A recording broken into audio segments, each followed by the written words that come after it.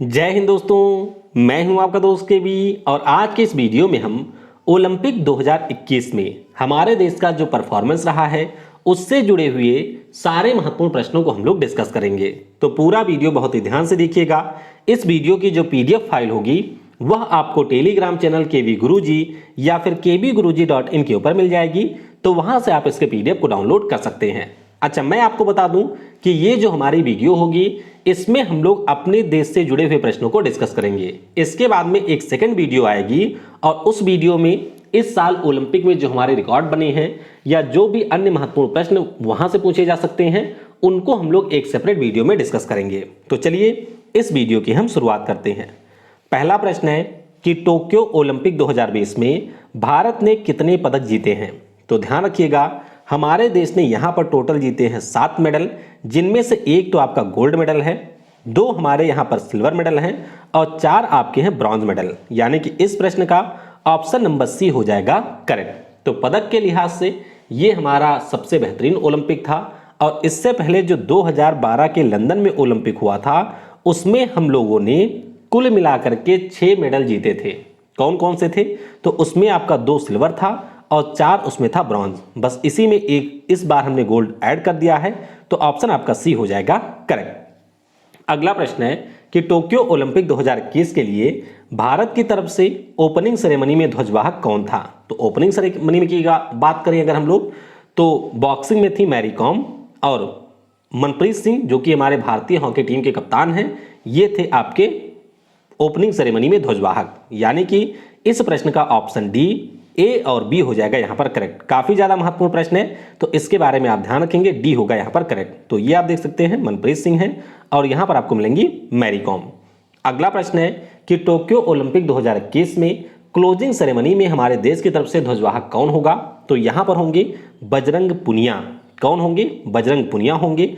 Option हमारा यहां पर बी हो जाएगा करेक्ट। तो ध्यान रखिएगा, बजरंग पुनिया जो कि 2019 में हमारे देश के सर्वोच्च खेल रत्न पुरस्कार से सम्मानित हो चुके हैं, ये आपके क्लोजिंग सेरेमनी में होंगे ध्वजवाहक।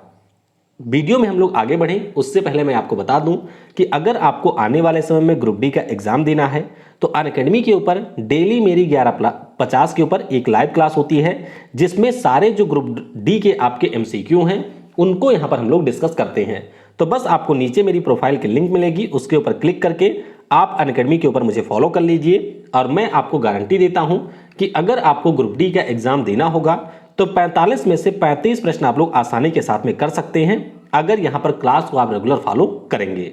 इसके अलावा अनअकैडमी के ऊपर अगर आपको कोई भी कोर्स खरीदना है और आप उस कोर्स के ऊपर मैक्सिमम डिस्काउंट चाहते हैं तो यूज करिएगा कोड KV10। कोड जैसे ही आप यूज करेंगे आपको 10% का डिस्काउंट मिलेगा और मेरा कोड यूज करने के बाद में मेरी तरफ से 10% का कैशबैक भी आपको मिलेगा उस प्राइस पर जो आप यहां पर पे करने वाले हैं। तो अगर आपको अनअकैडमी के किसी भी कोर्स पर मैक्सिमम डिस्काउंट चाहिए तो आप मुझसे कांटेक्ट कर सकते हैं और यूज करिएगा कोड KV10। चलिए अगला प्रश्न है कि टोक्यो ओलंपिक 2021 में मीराबाई चानू ने किस खेल में भारत के लिए रजत पदक जीता है। तो बहुत ही शानदार परफॉर्मेंस रहा मीराबाई चानू का और इन्होंने भारोत्तोलन यानी कि जो वेट लिफ्टिंग होता है उसमें जीता है सिल्वर मेडल। तो इस साल हमारे देश ने जो पहला मेडल जीता था वह दिलाया था मीराबाई चानू ने। ऑप्शन आपका यहां पर ए, भारोत्तोलन हो जाएगा यहां पर करेक्ट। तो ये आप देख सकते हैं मीराबाई चानू को, जिन्होंने 49 किलोग्राम वर्ग में हमारे देश को इस साल का पहला पदक दिलाया था।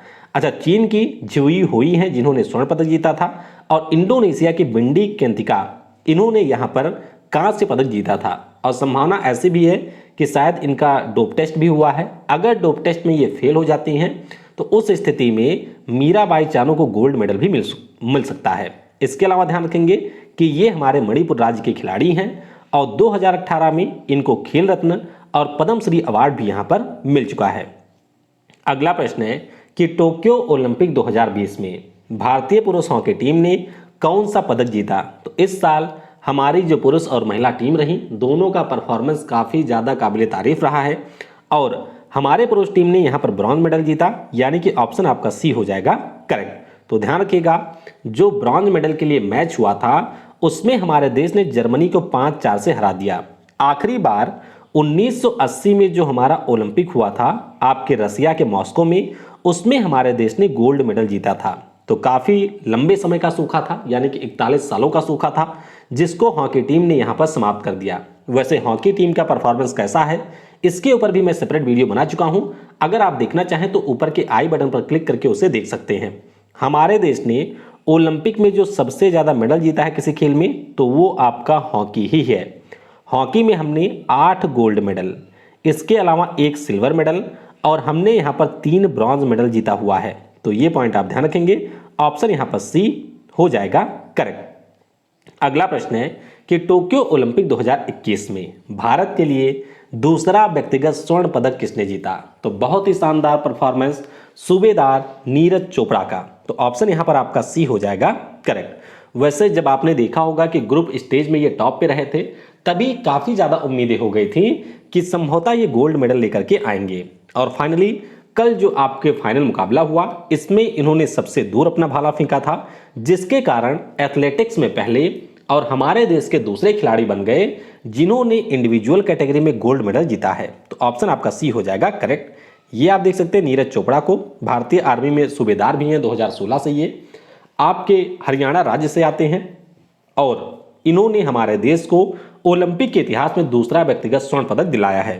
अच्छा, इसके अलावा आप लोग ध्यान रखेंगे कि जो भी अन्य टूर्नामेंट हो चुके हैं, चाहे एशियन गेम हो, कॉमनवेल्थ गेम हो या अन्य कोई आपकी वर्ल्ड चैंपियनशिप वगैरह हो, उसमें भी ऑलरेडी ये पदक जीत चुके हैं। यानी कि ये इनका 6ठा गोल्ड मेडल है। तो ऐसा नहीं है कि बस तुक्के से ये जीत गए हैं, काफी शानदार परफॉर्मेंस इनका पहले से ही रहा था और उसी अपने नेचुरल परफॉर्मेंस को इन्होंने यहां पर दोहरा दिया और गोल्ड मेडल जीत गए नीरज चोपड़ा। अगला प्रश्न है कि टोक्यो ओलंपिक 2020 में रवि दाहिया ने किस खेल में आपके रजत पदक जीता? तो रवि दाहिया की बात करते हैं तो ये हमारे हरियाणा के रेसलर हैं।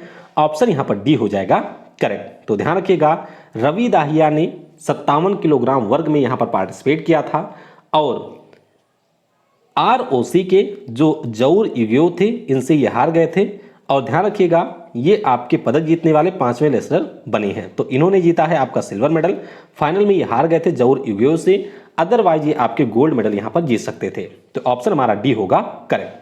अगला प्रश्न है कि टोक्यो ओलंपिक 2020 में बजरंग पुनिया ने कौन सा पदक जीता? तो बजरंग पुनिया ने इन्होंने जीता है ब्रॉन्ज मेडल। ऑप्शन हमारा यहां पर बी हो जाएगा करेक्ट। तो ध्यान रखेंगे, बजरंग पुनिया का जो मुकाबला हुआ वह 65 किलोग्राम वर्ग में फ्री स्टाइल कैटेगरी में कजाकिस्तान के दौलत नियाजे बेकियो से हुआ था। तो यहां पर बजरंग पुनिया ने बहुत ही आसानी के साथ में 8-0 से इनको हरा दिया। अच्छा, आप लोगों ने देखा होगा कि जो बजरंग पुनिया है और जो रवि दाहिया है, बिल्कुल इन लोगों की शक्ल एकदम सेम लगती है, ऐसे लगता है कि दोनों लोग भाई हैं।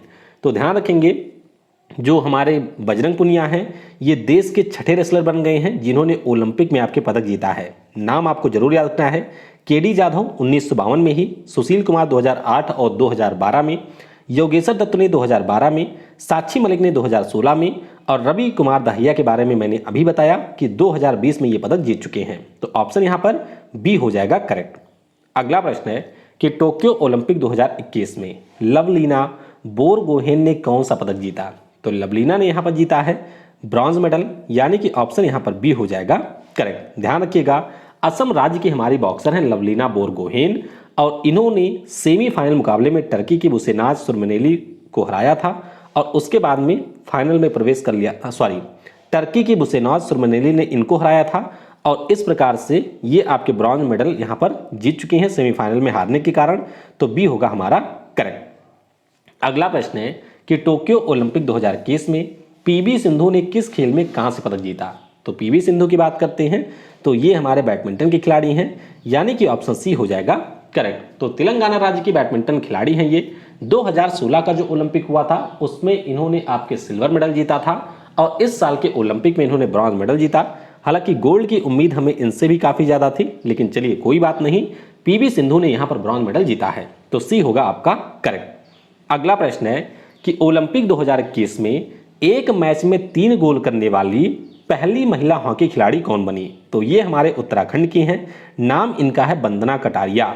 ऑप्शन आपका यहां पर ए हो जाएगा करेक्ट। तो ध्यान रखिएगा, दक्षिण अफ्रीका के खिलाफ एक मैच चल रहा था जिस मैच को भारत ने 4-3 से जीता था।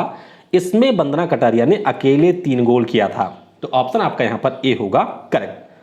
अगला प्रश्न है कि टोक्यो ओलंपिक 2020 के गोल्फ के फाइनल मुकाबले में आदिति अशोक किस स्थान पर रही? तो आदिति अशोक की बात करते हैं तो बहुत ही किंचा सा ये चूक गई है पदक से, चौथे स्थान पर रही। तो ऑप्शन हमारा यहाँ पर डी हो जाएगा करेक्ट। वैसे जो इनकी परफॉर्मेंस रही है वो बहुत ही ज़्यादा काबिले तारीफ रही। रीजन क्या है? रीजन आपका यह है कि हमारे देश में गोल्फ जैसा खेल को बिल्कुल भी किसी प्रकार की सहायता नहीं मिलती है। तो यहाँ से जा करके और ओलंपिक में चौथे स्थान पर रहना ये बहुत ही शानदार, मतलब किसी गोल्ड मेडल से कम नहीं है। और ये परफॉर्मेंस दिखाया आपके बेंगलुरु की आदिति अशोक ने। ऑप्शन हमारा यहाँ पर डी हो जाएगा करेक्ट। अगला प्रश्न है कि टोक्यो ओलंपिक्स 2020 के डिस्कस थ्रो के फाइनल में कमलप्रीत कौर किस स्थान पर रही? तो कमलप्रीत कौर की बात करते हैं तो ये हमारी रही है छठे स्थान पर। ऑप्शन आपका सी हो जाएगा करेक्ट। तो ध्यान रखेंगे हमारे पंजाब राज्य की हैं कमलप्रीत कौर यहाँ पर, और वो इसमें छठे स्थान पर रही हैं। अमेरिका की वैलेरी ऑलमैन ने यहाँ पर गोल्ड मेडल जीता है। तो कम से कम नाम आप जरूर याद रखिएगा कि कमलप्रीत कौर हमारी डिस्कस थ्रो की यहाँ पर प्लेयर हैं। अगला प्रश्न है आपके सामने कि टोक्यो ओलंपिक 2020 में कांस्य पदक के लिए भारतीय महिला टीम का मुकाबला किस देश से हुआ? हालांकि महिला टीम यहां पर कांस्य पदक नहीं जीत पाई, लेकिन ऐसा पहली बार हुआ हमारे देश की तरफ से कि पुरुष और महिला हॉकी टीम दोनों ने आपके सेमीफाइनल में क्वालिफाई किया था। और परफॉर्मेंस हमारी महिला टीम का भी बहुत ज़्यादा शानदार रहा, खास तौर पे उस स्थिति में जब सरकार के द्वारा उतनी ज़्यादा मदद हमारी टीमों को नहीं दिया जाता है। तो ध्यान रखेंगे ग्रेट ब्रिटेन से यहाँ पर मुकाबला हुआ था जिसको महिला टीम यहाँ पर हार गई, और इस प्रकार से चौथे स्थान पर हमारी महिला हॉकी टीम रही है। तो ऑप्शन आपका बी हो जाएगा करेक्ट। अगला प्रश्न है कि जुलाई 2021 में टोक्यो पैरालंपिक खेलों में किसे ध्वजवाहक चुना गया? तो पैरालंपिक खेलों के लिए ध्वजवाहक चुने गए हैं एम थंगावेलु। क्या नाम है इनका? एम थंगावेलु।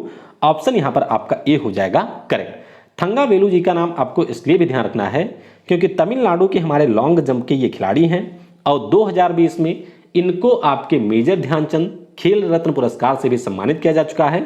तो ऑप्शन हमारा यहां पर ए होगा करेक्ट। अगला प्रश्न है कि सेलिंग में ओलंपिक खेलों के लिए क्वालिफाई करने वाली पहली महिला खिलाड़ी कौन बनी? तो काफी ज्यादा महत्वपूर्ण प्रश्न है, ध्यान रखिएगा। इनका नाम है नेत्रा कुमानन। क्या नाम है? नेत्रा कुमानन इनका नाम है। ऑप्शन यहां पर आपका सी हो जाएगा करेक्ट। तो बस आपको ध्यान रखना है कि भारत की तरफ से 4 खिलाड़ियों ने सेलिंग में क्वालिफाई किया था, जिसमें 3 तो हमारे पुरुष खिलाड़ी रहे थे और महिलाओं में थी नेत्रा कुमानन। अगला प्रश्न है कि जुलाई 2021 में टोक्यो पैरालंपिक के लिए देवेंद्र झाझरिया ने किस खेल में क्वालिफाई किया? तो देवेंद्र झाझरिया की बात करते हैं तो इन्होंने क्वालिफाई किया था जेवलिन थ्रो में। किसमें? जेवलिन थ्रो में। ऑप्शन यहां पर आपका सी हो जाएगा करेक्ट। अच्छा, एक पॉइंट आपको और ध्यान रखना है कि देवेंद्र झाझरिया ऐसे खिलाड़ी हैं जो कि पैरालंपिक में 2 गोल्ड ऑलरेडी हमारे देश की तरफ से जीत चुके हैं, यानी कि ये भी हमारे भाला फेंक के ही खिलाड़ी हैं। तो ध्यान रखेंगे इनके बारे में कि 2004 के एथेंस में और 2016 के रियो पैरालंपिक में ये हमारे देश को स्वर्ण पदक दिला चुके हैं। तो ऑप्शन यहां पर सी होगा करेक्ट। अगला प्रश्न है, अच्छा सेलिंग वाला मैंने आपको करा दिया, ये है नेत्रा कुमानन। अगला प्रश्न है कि मार्च 2021 में भवानी देवी ने भी टोक्यो ओलंपिक के लिए क्वालिफाई किया था। तो ये आपके किस खेल की खिलाड़ी थी? तो ये तलवारबाजी की खिलाड़ी थी, यानी कि ऑप्शन हमारा सी होगा करेक्ट। तो इनके बारे में भी आप ध्यान रखिएगा, ये थी भवानी देवी। अगला प्रश्न कि प्रणति नायक जिन्होंने टोक्यो ओलंपिक 2021 के लिए क्वालिफाई किया, ये किस खेल से संबंधित हैं? तो ध्यान रखिएगा ये हमारे देश की एक जिम्नास्ट थी, और दीपा कर्मकार के बाद में इस साल इन्होंने आपके ओलंपिक में क्वालिफाई किया था। हालांकि पदक तो नहीं जीत पाई थी, लेकिन हमारे देश में जिस प्रकार से अन्य खेलों के लिए परिस्थितियां हैं उसके हिसाब से क्वालिफाई करना ही अपने आप में एक गोल्ड मेडल है। तो ऑप्शन यहां पर बी हो जाएगा यहां पर करेक्ट। हालांकि एशिया महाद्वीप के कोटे से ये शामिल हुई थी। तो इस प्रकार से जो भी हमारे भारत से जुड़े हुए ओलंपिक के प्रश्न थे इस साल, उनको हमने डिस्कस कर लिया है। अगली वीडियो जो आपको मिलेगी उसमें हम लोग जो भी आपके इस साल के ओलंपिक का पूरा रिकॉर्ड है उसके बारे में हम लोग डिस्कस करेंगे। तो वीडियो को समय देने के लिए आपको बहुत बहुत धन्यवाद। जय हिंद, जय भारत, और सबसे जरूरी, पढ़ेगा भारत तो बढ़ेगा भारत।